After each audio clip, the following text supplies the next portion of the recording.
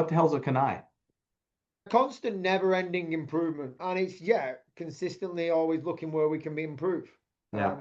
And every time that I hear CANI, you think I know the words and what it means. And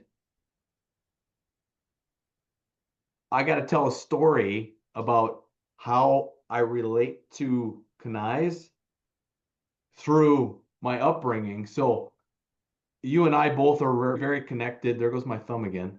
Very connected with our upbringing. We have these kind of similar stories of how our relationship with school and stuff was. And so for me, school really never came easy for me. And so, and we'll go in another episode, we're going to talk about like the anything that happens to you, there's something good comes out of it. Yeah. And through my process of my relationship with school, especially with like reading and stuff, anything to do with words, didn't come very easily for me. And I didn't find out until I was a junior or senior in high school that I had a couple forms of dyslexia. And there was literally nothing they did for me differently. It was just that I finally got labeled what was going on. But I will tell you, and I won't go into too much detail other than that, but I worked my tail off. Was I was going to graduate with my class. I had to take second grade over, so I was graduating with a class a year later than I would have normally, but because I did it in such a early year in second grade, it didn't matter. I got to grow up with all these people, but I wanted to graduate with them. And I loved our class. Our class was really cool. It had some great personalities. I was very proud of being in the class of 84, probably the year you're born. That is the year I was born. Yeah. So, so anyway, I graduated in 84, but I was very proud of it. But I will tell you, quietly, internally, I told myself when I walked out of those school doors, which, FYI, this is the week that they started tearing our old school down. Funny. When I walked out of those school doors and I had the diploma in my hand, I told myself I'm never fucking reading another book in my life because I don't have to anymore. Yeah. Because it was so hard for me. I was like, I don't want to do it. I'm not going to do it. Yeah. And so I go through my life. That was my mentality. And then I hit the age of 42, and Steph and I went to our first Tony Robbins seminar. Yeah. And Tony Robbins goes, question everything that you do and do these different things. And then he talked about CANIs, constant, never-ending improvement. And it was through that seminar that I went to that I realized I'm responsible and I have to change if I want to change my life. So one of the things I started to do is I started to read books. And so every time I hear constant, never-ending improvement, I think of I'm a book reader now. I read books. I listen to books and I read books, but I read them differently. I read them slow. I don't read for pleasure. I can't read any of those pleasure books. That's just not part of me. I read to learn.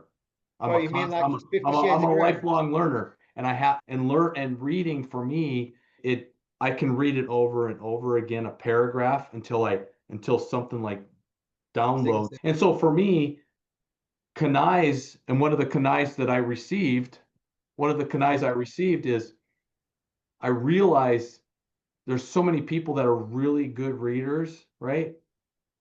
And they'll brag about it, and it's not that I don't know. They're sharing the facts, but they're also like, hey, I want to pat myself on the back. I read 52 books last year. I read a book a week, and I'm like, awesome, you read a book a week.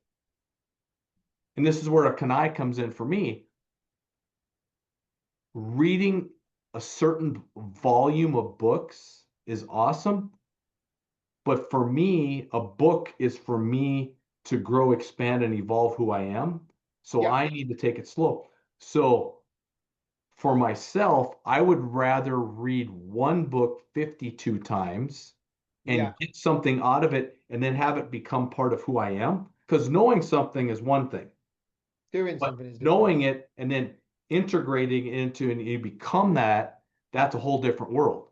Yeah. Because if you ask somebody that reads 52 books last year, if they're into personal growth, you're like, what did you learn and what did you apply? And they're like, not really nothing. because they're reading so fast. And And I they think can't. that's that statement that I'm going to is it's more of the apply bit because they'll have learned something, they're just not applying it. And what I'm hearing is that you like to get a book that you get involved in, and then you like to go into it really deep and Mhm. live it. That's your way of applying it as well, which is a shame because you said you don't like to read books for pleasure, and I wondered if you'd read 50 Shades of Grey, but maybe you haven't read that book. Don't even know what that is. Okay, that was a book that went massive with women because it was all about fantasy and men and all this type of stuff. So that joke just flew Yeah, I don't straight need over any your head. fantasies about men, so I don't read that book. That went straight over your head. That flew straight over your I head. guess I do That, remember the movie. I do yeah. remember the movie. Yeah. Okay, so there was the book came way before the movie and everybody went wild. Oh, I think it came before the movie actually. Oh, yeah, I can't remember which way it was. But anyway, yeah, I'm man, that's awesome that you do that. I do it a little bit different. I'm exactly the same as you. And I think the thing there, what I'm hearing is that you just love to apply it. You love to live it. Oh, I love to grow. For years, I set an intention every year for Hmm. what my year was going to be. Yeah. And since 2017, it's always been the same intention that this year, 2026, as we're just starting this year, is to grow, expand, and evolve Yeah. myself as a human being. Because for me, my belief system is that's the only thing I'm taking with me when I leave this planet. Hmm. I'm evolving into another greater version of myself. And that version of wherever it is at that time, that's what I take with me. And Yeah. so it makes me want to grow and expand who I am. And I love that. And if people like for me, I'd never heard of CANIs at all. I didn't even I literally wrote down CANI, how long did it take? Because I when we first met and you and Bill Keefe were going on about CANIs, and I'm hearing all the fire teamers from the Tony world saying about Hmm. CANIs and this, that, and the other. In the back of my head, I'm going, what the hell is a what is a CANI? Like I was like, and I didn't have the confidence at that time to go, hey, by the way, what is a CANI? So Yeah. it took me quite some time to understand what it was. Like it really Well, took it's me a it's a while. it's one of those things where we don't want to go very deep with this, but when you get into an organization where you have somebody that, like a Tony Robbins, they Yeah. have certain language in their family, in their group, their Yeah. branding, that we can talk about. You and I can have a conversation and we'll go into these, and I'm sure we're going to talk about these in other episodes, but we're going to talk about six human needs, the Yeah. triad, and Yeah. canais, right? Yeah. For most people out there, they have no idea what those are. They don't even Agreed. talk, they think we're talking Mandarin right now. And after this episode, hopefully they'll understand what a kanai is, and maybe Yeah. they'll be able to, like you were just talking about, implement it into their lives Yeah. and have a constant, never-ending improvement for themselves.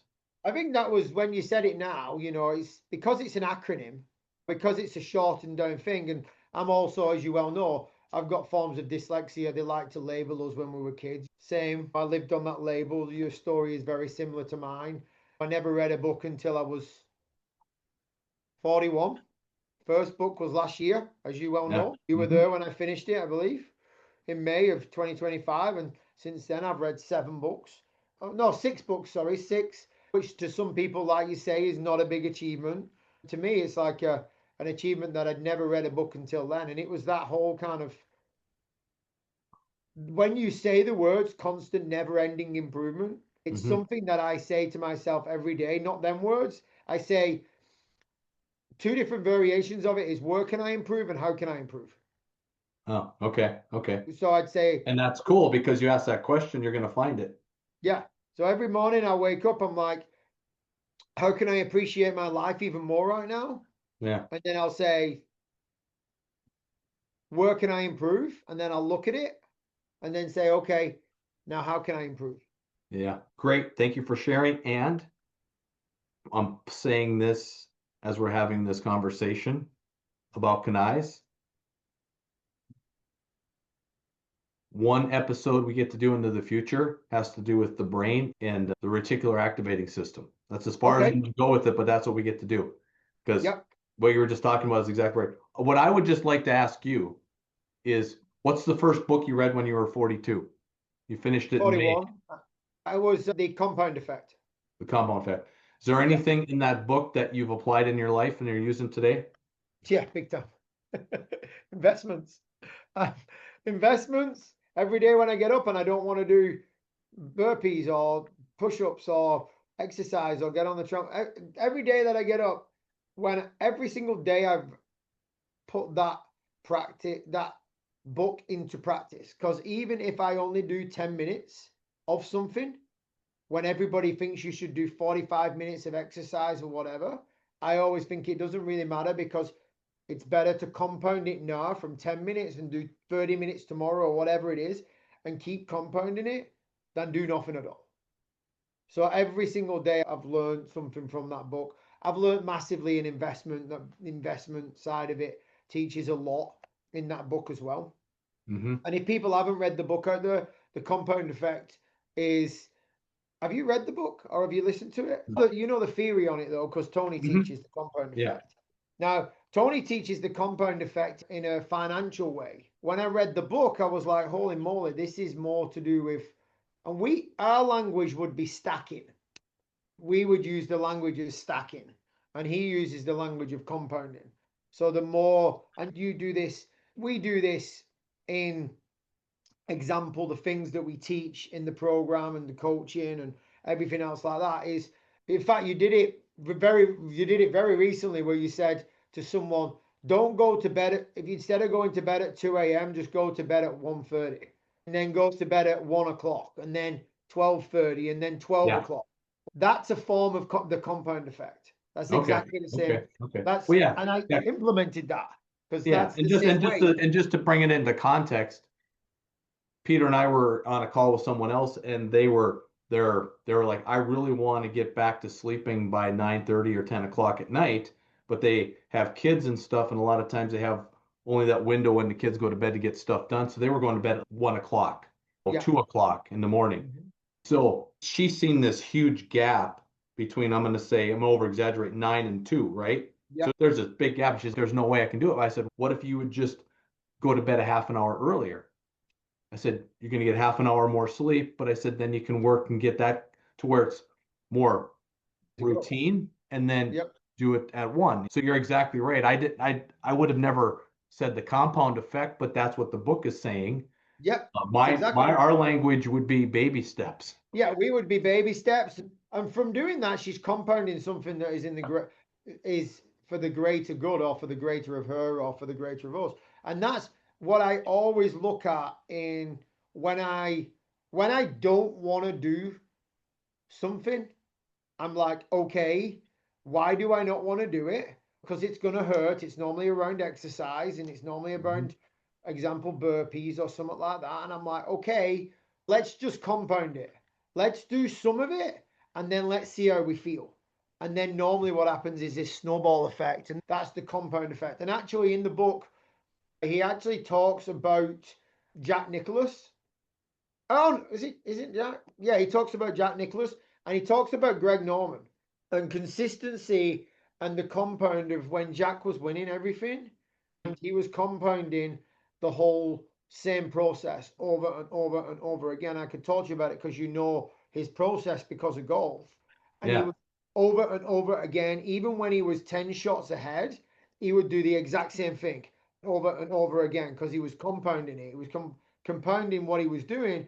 And then I don't know if you remember the year that Greg Norman was leading the Masters back in the 90s, absolutely blew up at the end of it and lost the Masters. The reason is, when you watch him from day one, day two, day three, it was consistently compounding the same thing over and over again. And what happened is, when he got to a stage where he thought he was 5 or 6 shots ahead, he started to speed up his routine, he started to change his routine a little bit, and he lost his compounding effect. You Hmm. could call that consistency. You can call that babies. You can call that whatever you want to call it. And that's what the book was teaching. That if we're going to do something, just keep compounding it over and over again. It's the Yeah. same with we teach about drinking lemon water and salt, and we'll talk about that in another episode. And we talk about, I do celery juice every morning. I didn't just get up in the morning and just start smashing it all out. I compounded it over time where that now I don't even think about it. The second thing I pick up actually is the kettle and then make the drink because I've compounded it so much it's become life. Yeah. Yep. So thank you for sharing that. And this is going to be fun.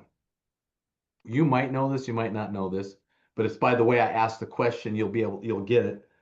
So my dad loved Greg Norman. Loved Yeah. him. Felt Okay. terrible when Faldo beat him in the Masters. Do you know what Greg Norman did a month later? No, I don't actually. He won the British Open. Oh yes, he did. Yeah, I do Yeah. remember that now. Yeah. Yes, I Yep. did. Yep. Yes. Guess who he hired to work with him right after the Oh, Masters? what's his name? Oh, Bob Rotella. No? Tony Oh, Robbins. Tony Robbins. Yes. Sorry. Yes, I do Yep. remember now. Oh, but just yeah. Sorry. Just so people know, Bob Rotella is a psychologist, sports psychologist in golf. He's got a few books out there. You've listened to him as well, I Yeah. read. Oh yeah. Yeah. Oh yeah. Um, No, but great that's just rapport. as we're Yes. talking about Tony, Greg started working with Tony after that, and so it's a Yes. mindset thing. It's a mindset thing, and that's really one of our fundamental principles in Yeah. our healthy mindset Rebels. once and for all.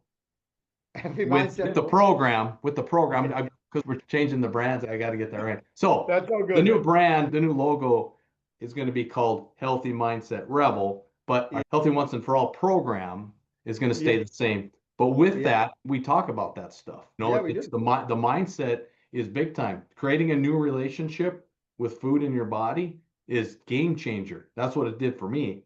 Yeah, it is. You So told me something there, actually. I didn't know. I always wondered when he showed Greg Norman on the picture when he worked with him. So you right after the Masters. there you go, CANI. There's another CANI. Constant never-ending improvement. I've just Yeah. improved something by learning that that's Mhm. when he did it. I Yeah. never knew that. I always wondered when he worked with him. So I want to switch gears just a little bit. It's going to go down another path. We're going to talk Perfect. about constant, never-ending improvement. Yeah, You talked about when you want to do something new, yeah, it might be uncomfortable. It might yeah, feel uncertainty. You might do those types of things. yeah, But you said, I'm just going to do it for 5 minutes. I'll do it for a few minutes and get comfortable with it. And yeah, then you'll extend whatever you're going to do. I've been a gym rat my whole adult life, yeah, especially in the last 15 years. And we're in January right now. yeah, And so in January, the gyms are packed for the next month. They're yeah, packed with people, New Year's resolutions. I'm going to get in the gym. I'm going to lose the weight. I'm going to do those things. And I've been observing in the gym lately, you can spot the people that have created New Year's resolutions and they decided they're going to come into the gym and start working out. The uncertainty in their faces, the uncertainty in how they walk, the uncertainty in how to use the machines. yeah, I told Steph the other day, I said, if I owned a gym, I would have all the personal trainers pushing, of course, to help get people healthy in November and December and tell them when you start in January, I will do it individually or I'll do it in a group. I'm going to walk you around the gym and show you how to use the machinery, what the machinery is for, and all those things so they can get the certainty to know if they're going to come in and do a back workout.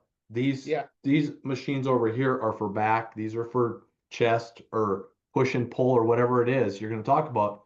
But come up to a couple of people and just introduce myself. And when I go to the gym, I'm just quiet because I'm going in there for me.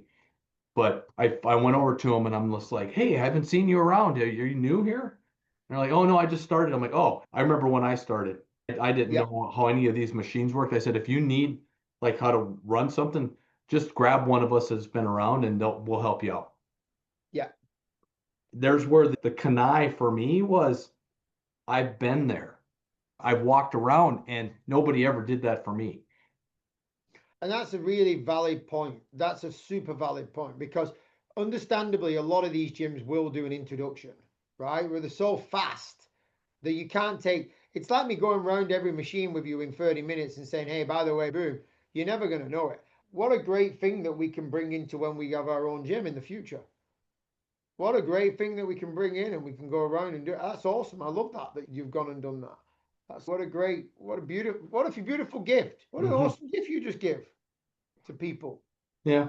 I noticed it and I just shared it with a couple people. I had one dad was with his son, and his son's probably about 10 years old. And they were over, and he was on a big block standing Yeah, on it, but he was able to put his arms up, and this young little kid was trying to do a pull-up.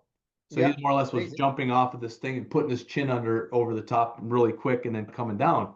But here's the thing, he was in the gym doing it. Exactly.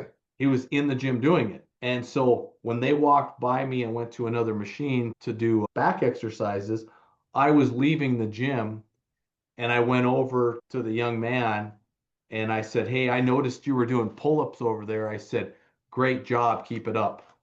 And, Amazing. give him a knuckle. And his dad winked at me and he said, "Thanks." Because I Oh, wanted to amazing. ingrain in him, we get these other adults that are walking around that are feeling embarrassed. And if you feel embarrassed and you get to that point where it gets to be too embarrassing or too uncomfortable, they're fucking done.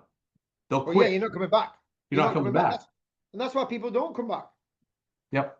That's the reason why they don't come back. We have gone down a little bit of a different route, and I love that we've gone down this route because I just wrote down something then again because things are just coming to me. My brother-in-law, right? I'm gonna quickly talk about him. Is there was a discussion in the kitchen, and I was like, "Hey, you really want to get back in?" They were talking about the weight. They were talking about how much they're overweight, and I'm like, "Hey guys, I've got a gym membership," and I'm like, "Hey, if you want my like first thing for you guys to get going again is tell me what you love about the gym."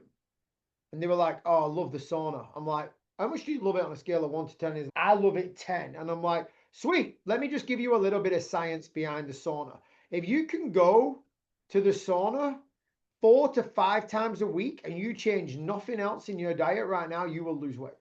You will lose weight. Now, you won't lose it at the rate that you want to lose it at, and you still won't be super healthy inside. You'll lose weight, guaranteed.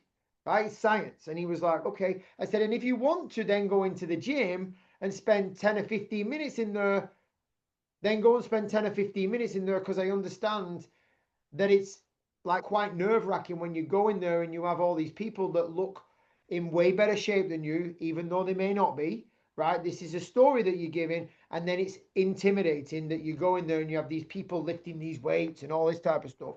And he said, yeah, I get it. I said, so all you got to do is go to the sauna.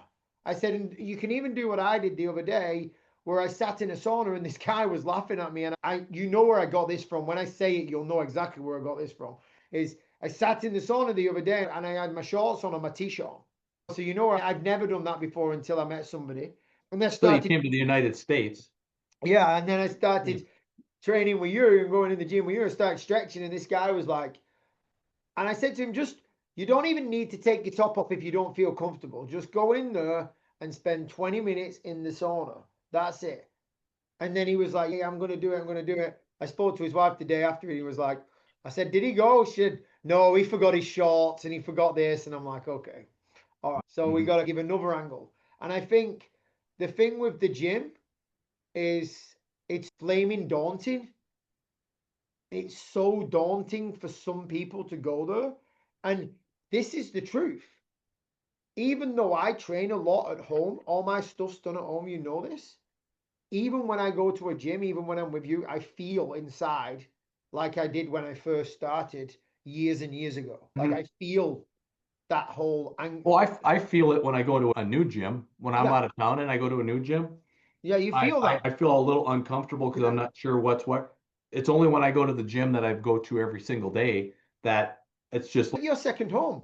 it is. It is. It's your second home. And I think what a great conversation to be bringing up with people because don't be afraid to go and ask for help in a gym or Yep. anywhere. In fact, it doesn't matter where. We're talking about canais, and one of the things as men that a lot of people, my belief is this, struggle with is that we don't ask for enough help, and then we end up getting in that position where we say, "Oh fuck this, we don't want to go" because we're too fearful of it. And what Yeah. you're doing is, and I just got to take my hat off to you because that's awesome. What you're doing is you're integrating into young people and also people that are new to everything that it's okay to just ask, hey, and that's awesome. And when I used to go to the gym all the time, I knew what it was like because it became my second home again. And it's just that comfort zone. One Mhm. of the beautiful things about traveling and what you taught me when I first joined back then, Healthy Once and For All, now the Mindset Rebels.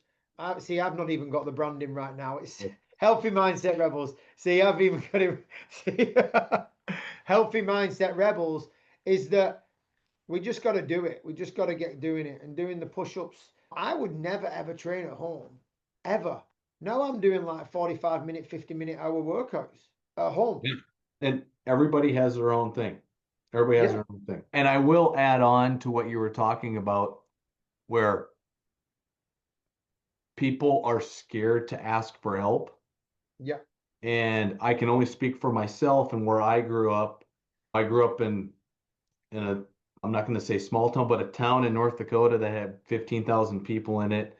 Grew up, and it was a great place to grow up. I love growing up.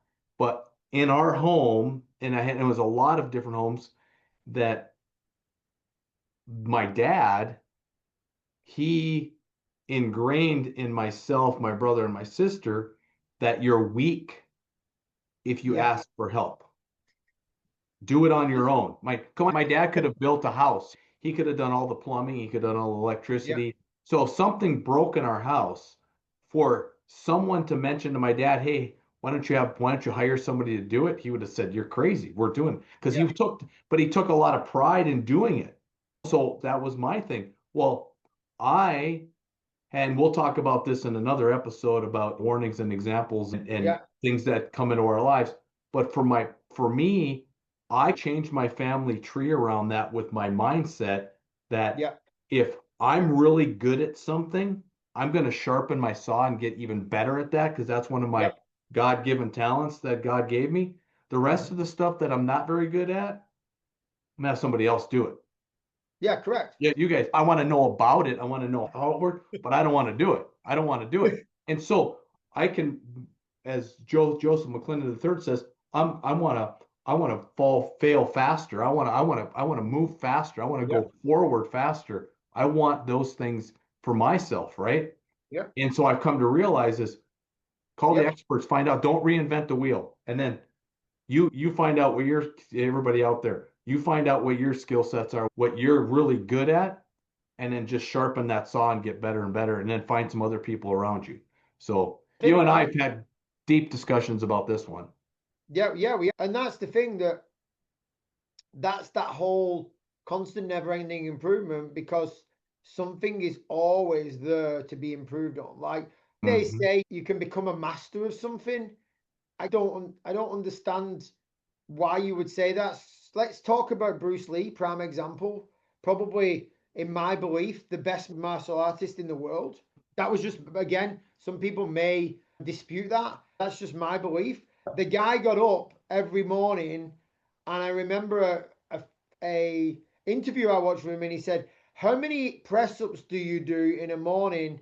And he said, "I don't even start counting until they start hurting." And that's what a CANI is. Constant, never-ending improvement. Another story about Tony, because we're part of that world, is I listened to Tony very recently where he went on that holiday. Thought he had everything signed, sealed, and delivered in personal development. It was number one in the game. He'd done things that people have never ever done in the game, even 15 years ago, 20 years ago. And then someone said to him, "Yeah, but you're not you may be the best at it, but you're not giving it the full focus and you're not improving in it."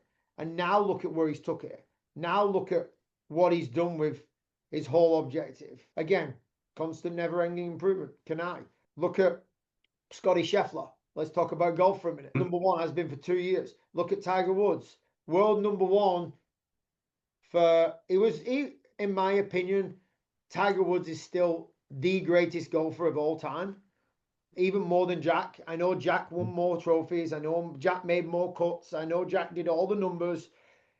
He just had a longer period of time in golf than Tiger. Yeah. So if we And look at how long Jack didn't win more trophies. He just won more majors.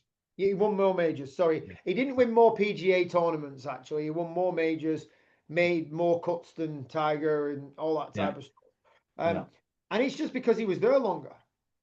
Still, Tiger Woods every day, even to this day now, like he's getting up and he's practicing. He's going. He looks. Maybe he's going to the championship tour. By the way, maybe. Yeah, he might. He just had back surgery and they just gave him the thumbs up. So now he's putting and chipping. He's on his way You know back he's to coming having back. some. Yeah, and then he's got another reason to play golf. He's got his son out there Yep, starting to make a name for himself, and yeah, exactly. And it never it's and stopped. that and I would have to say if you sat down with Jack or with Tiger and you'd bring up Kanais, they were like, oh yeah, we have a different name for it, but that's exactly Yep. always trying to get better, Just always trying to constant, get better. never-ending improvement. Yeah. I think that's what drives us. That's the growth. That's the whole concept of growth. Like Mhm. constant, never-ending improvement. Where can I improve? How can I improve? And that's what I. That's what. Even talking about it right now, even though I'm dying for a pee, by the way, I'm still thinking like, where can I improve? This is awesome. Yeah, So, that's awesome. Today was a great call. This is a great conversation. What I'm just going to ask people as you listen to this, if you get something out of Kanai's, or if there's something in your life that you do Kanai's already, or a Kanai that you want to do, just put it in the comments below because we'd love to see that. yeah, we So, would. I'd love to read them as well. I think that'd be awesome. yeah, Yeah, sounds good. mega. See you next week, buddy. See you, buddy.